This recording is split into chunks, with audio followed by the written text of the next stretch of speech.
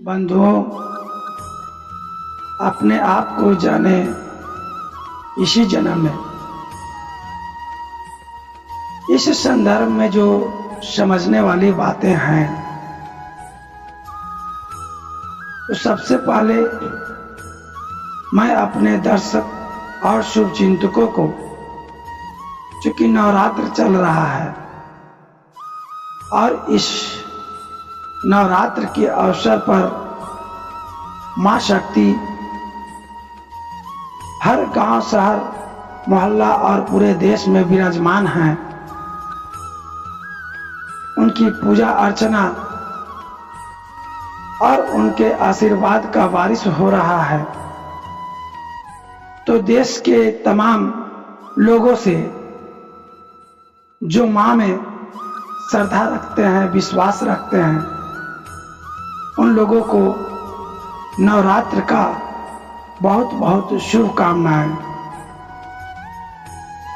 तो बंधुओं,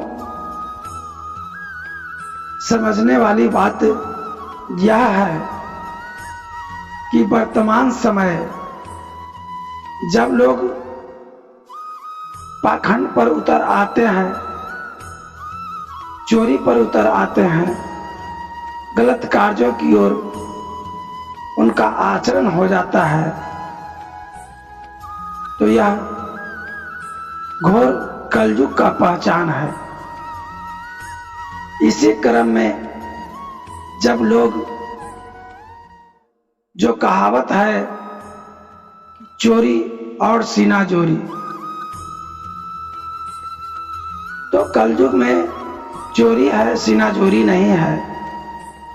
लेकिन जब गलत कार्य करने वाले व्यक्ति, असामाजिक तत्व के लोग, झूठ बोलने वाले लोग जब जबरदस्ती करने लगते हैं, सीनाजोरी करने लगते हैं, तब समझना है कि यह भटयुग, जो युग का अंतिम पड़ाव है, वह आ चुका है। तो आज के समय में जो विश्व मानव समुदाय है,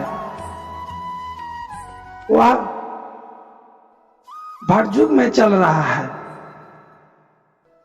क्योंकि यहां चोरी ही नहीं, सीनाजोरी भी चल रहा है। और ऐसे समय में जो सन्मार्गी हैं, संत महात्मा हैं और जिनका उद्देश्य लोगों में शांति, भाईचारा कायम करना है, विश्व मानवता को जागृत करना है, ऐसे लोगों के लिए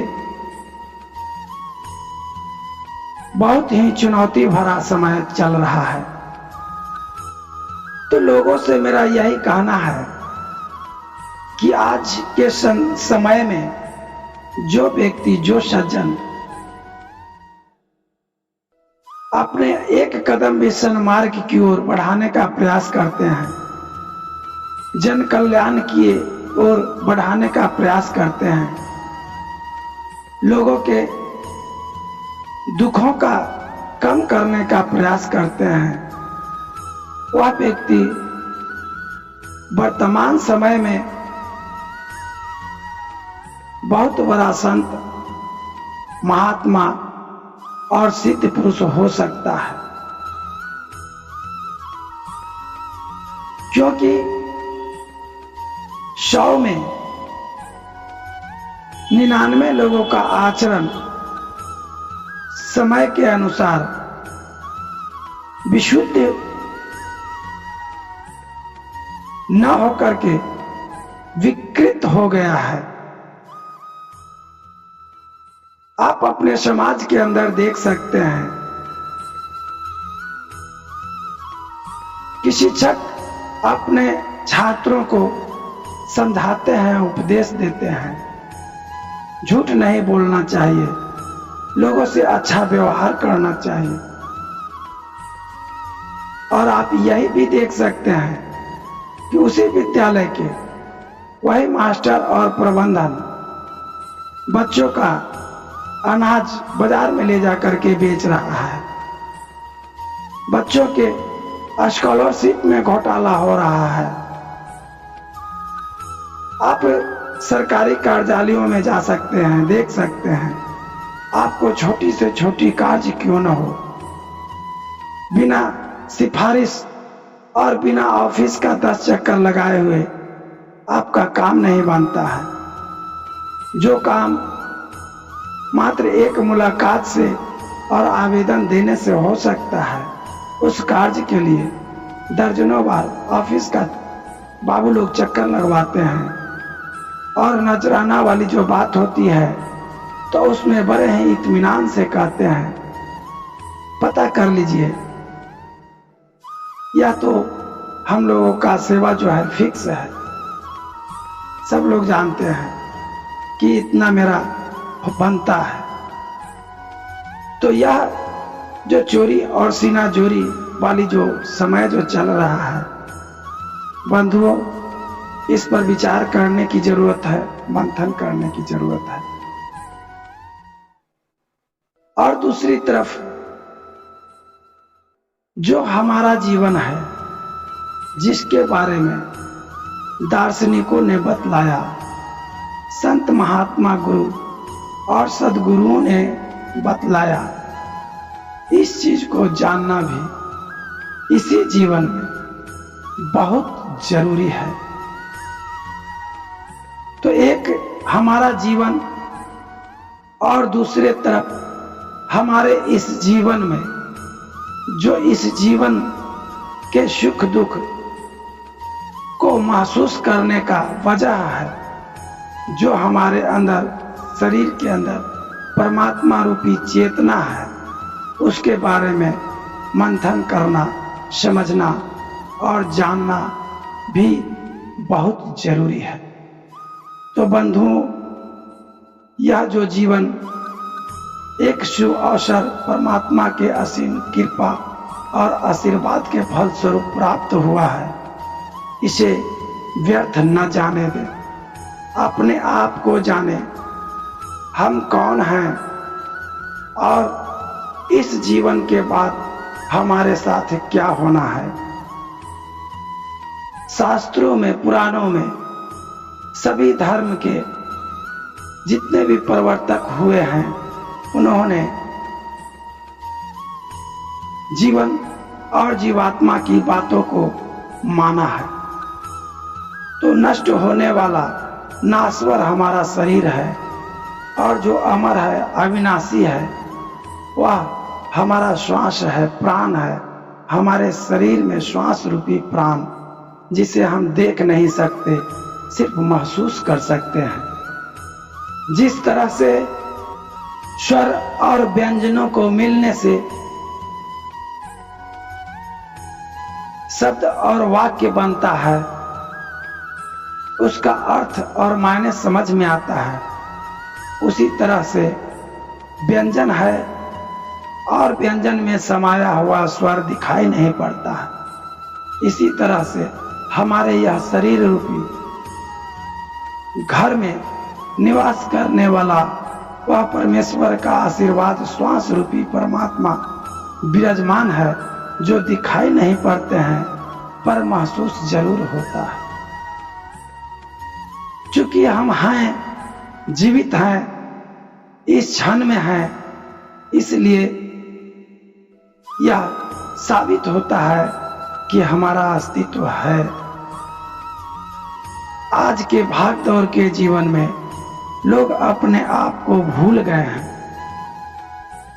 उन्हें अपने आप के बारे में जानने का, समझने का समय ही नहीं मिल पाता है। इस भागम भाग में लोगों को कहाँ जाना है, क्या करना है, क्या हासिल करना चाहते हैं। चाहते तो हैं बहुत कुछ, पर मंजिल स्पष्ट दिखाई नहीं देता है। लोग भागे जा रहे हैं, भागे जा रहे हैं, जो उनके जीवन का घोर चिंता और कष्ट का कारण बनता है। बंधुओं, यह जीवन, यह देह बारंबार मिलने वाला नहीं है।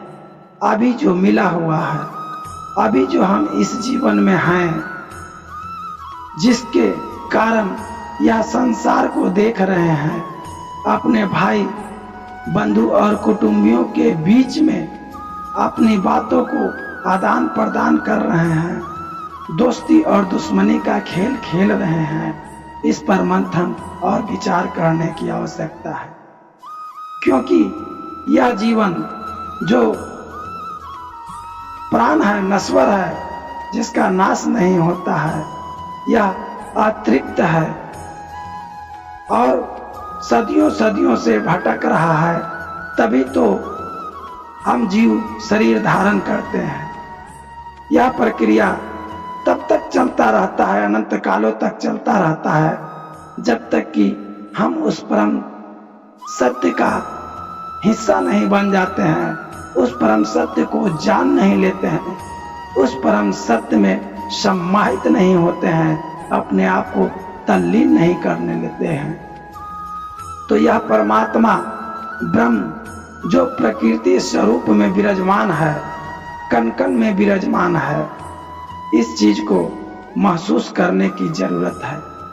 जो कष्ट, जो पीड़ा हम अपने इस जीवन में महसूस करते हैं, वही कष्ट, वही पीड़ा, वही आनंद इस संसार के प्रत्येक जीव, मनुष्य हो या किसी अन्य तरह के जीव हो, सबों को महसूस होता है। इस चीज को समझना बहुत जरूरी है। मनुष्य अहंकार में आकर के, अज्ञानता के कारण, अपने आप को न जानने के कारण दिन प्रतिदिन गलतियों पे गलतियां करता जाता है, जिसका परिणाम है कि वह अनंत कालों तक भटकता है। तो आइए अपने इसी जन्म में अपने आप को समझते हुए सन्मार्ग पर चलने का प्रयास करते हैं। बंधुओं, देश के दार्शनिकों ने जो कहा है, हमारे वेद पुराण शास्त्रों में जो लिखा है, उसका एक एक शब्द, एक एक अक्षर में शक्ति है, सत्यता है। तो आइए हम अपने पौराणिक परंपरा से जुड़े ग्रंथ, वेद हो, पुराण हो, उपनिषद हो या भगवान श्री कृष्ण द्वारा उच्चारित श्रीमद् भागवत गीता हो, इसका अनुसरण करें और अपने इस जीवन को, अपना यह समय को सार्थक करने का प्रयास करें। आप सबों ने मेरी बातों को सुना, इसके लिए बहुत बहुत धन्यवाद, आभार।